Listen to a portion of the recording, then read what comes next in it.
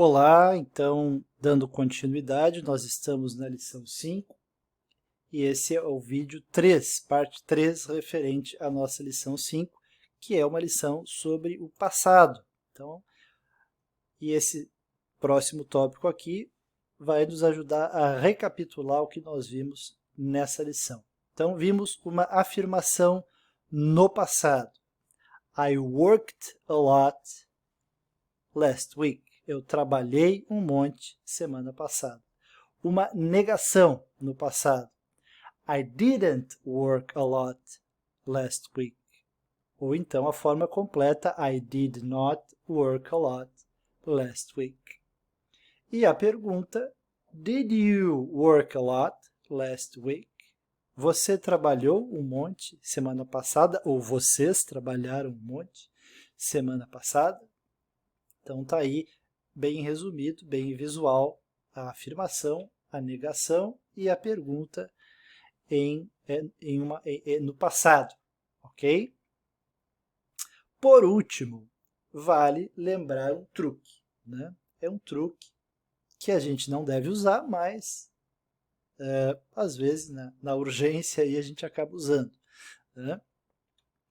Vamos imaginar, por exemplo, que você quer dizer assim, ontem o Barney comprou uma camiseta. Você sabe que o verbo comprar é to buy, mas vamos dizer que você esqueceu o passado de to buy, que é um verbo irregular, né? O passado dele é bought, como nós já vimos aqui, né? Mas vamos dizer que você esqueceu, você não lembra que é bought, o passado de buy. Então, o truque vai ser você usar o did antes do buy. Então, por exemplo, né, a frase correta, normalmente, se falaria, né, para dizer ontem o Barney comprou uma camiseta, normalmente se falaria yesterday Barney bought a t-shirt, conjugando o verbo para o passado. O truque seria, então, colocar o did antes e deixar o verbo com buy mesmo. Yesterday Barney did buy a t-shirt. Então, aqui as duas frases significam, de fato, a mesma coisa, certo? Na verdade, essa frase aqui, ela seria, quando a gente usa o auxiliar, como a gente usou aqui, o auxiliar de passado did antes de um verbo, isso também passa uma ideia de ênfase. O Barney realmente comprou uma camiseta ontem. Mas para nós que somos estrangeiros, se a gente estiver falando com um nativo e usar esse truque, eles vão entender que é porque a gente esqueceu realmente a forma do passado, que é um passado irregular, e às vezes os passados irregulares são bem complicados, tem que consultar a tabela lá. Então podem usar esse truque aí, ok? Mas não esqueçam que geralmente para os nativos isso aí é uma forma enfática de dizer as coisas, certo? Vamos ver mais um exemplo com o truque, né? Sabendo que o verbo ir é to go, mas esquecemos o passado de to go.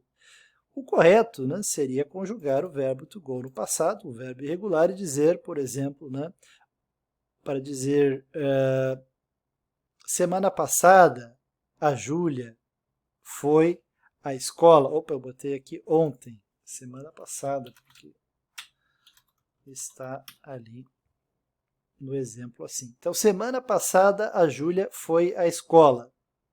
Para dizer isso em inglês corretamente, eu diria last week, Julia went to the school. Mas o truque seria dizer, então, last week, Julia did go to the school.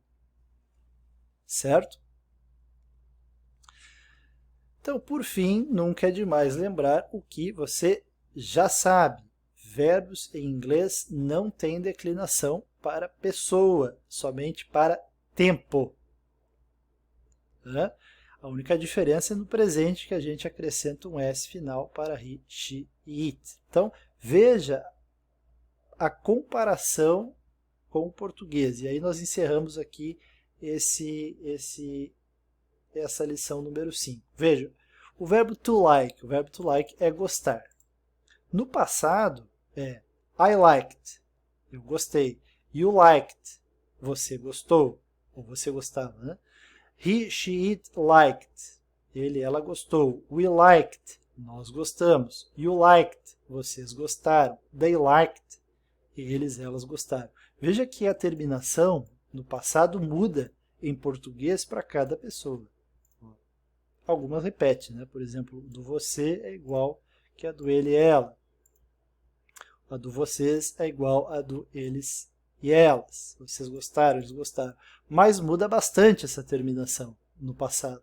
E a mesma coisa acontece para o presente. Ó, eu gosto, você gosta, já mudou também. Né? Algumas repetem também, mas muda bastante. Enquanto em inglês no presente é tudo a mesma coisa. Só para he, she ou it que a gente acrescenta um Szinho. Mas eu gosto é I like, você gosta, you like. Ele, ela gosta, he, she likes. Aí tem um Szinho. E o it, que você já sabe que é um neutro. Né?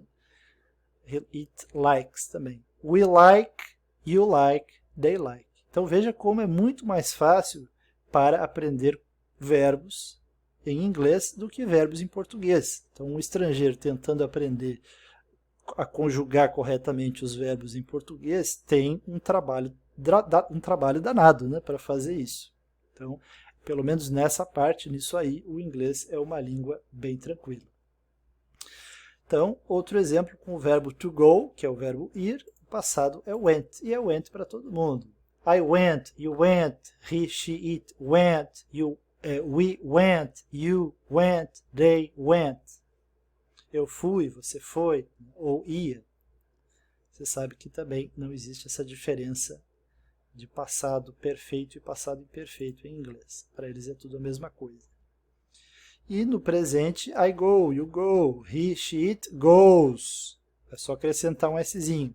Esse E geralmente ele entra como uma adaptação aí para soar melhor, né? We go, you go, they go. E olha em português como muda tudo. Eu vou, você vai, ele vai, nós vamos, eles vão. Então, que trabalho danado dá para um estrangeiro aprender a conjugar todos esses verbos em português.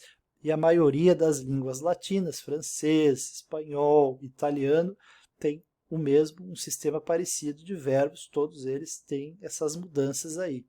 Né? Mas em inglês, não. E em dinamarquês, também não. E existem outras línguas aí, germânicas, parece que também não tem esse sistema aí de mudanças no final dos verbos. Ok? Então, no próximo vídeo, da continuação da lição 5, nós vamos corrigir os exercícios.